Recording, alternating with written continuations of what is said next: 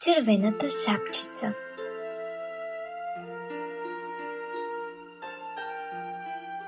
Имало едно време едно момиченце. Наричали го червената шапчица, защото винаги ходел с червено на метал, с червена качулка. То живеело със семейството си в малка къщичка насред гората, а баба му живеела в края на гората. Един ден майка му казала: „Баба ти не е добре, занеси и тази кошничка с корабийки, за да се подкрепи, но не се отклонявай от пътеката, не се бави и не говори с никого.“ Червената шапчица весело заподскачала пътеката, но скоро забравила думите на майка си и се втурнала да бере букет от пъстри цветя за баба си. Но усетила как времето минава и слънцето започнало да клони на залез. Внезапно от гората изскочил един голям вълк. „Накъде си тръгнало, момиченце?“ попитал той.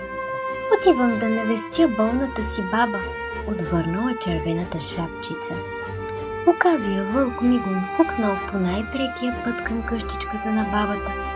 Щом стигнал, почукал на вратата. „Кой е?“ попитала бабата. „Аз съм твоята внучка“, отвърнал вълка с преправен глас. „Влизай, влизай, дете мое“, зарадвала се бабата. Вълка не чакал втора покана, втурнал се в къщичката и глътнал бабата на една хапка. Скоро и червената шапчица стигнала до къщата на баба си и почукала на вратата. „Бабо, може ли да вляза?“ „Влизай, дете мое“, отвърна вълка с преправен глас.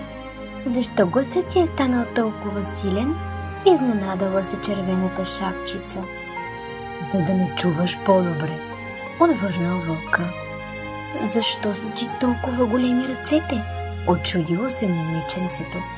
„За да те прегръщам по-добре.“ „Защо е толкова голяма устата ти?“ ахнала червената шапчица. „За да те изям“, ревнал вълка, скочил от леглото и глътнал момиченцето на една хапка.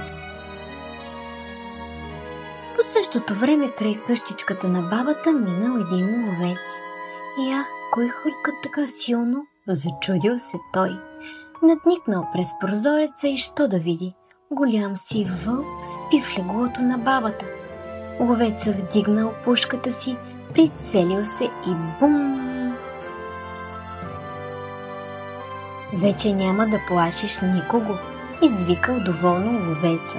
После разрязал корема на вълка и отвътре цяло целенички излезнали бабата и червената шапчица. Двете се прегърнали щастливи. После бабата се обърнала към ловеца. „Благодаря“, казала тя. „Дойде тъкмо на време, за да ни спасиш.“ От този ден нататък всички в гората заживели спокойно, защото големия лош вълк вече го нямало.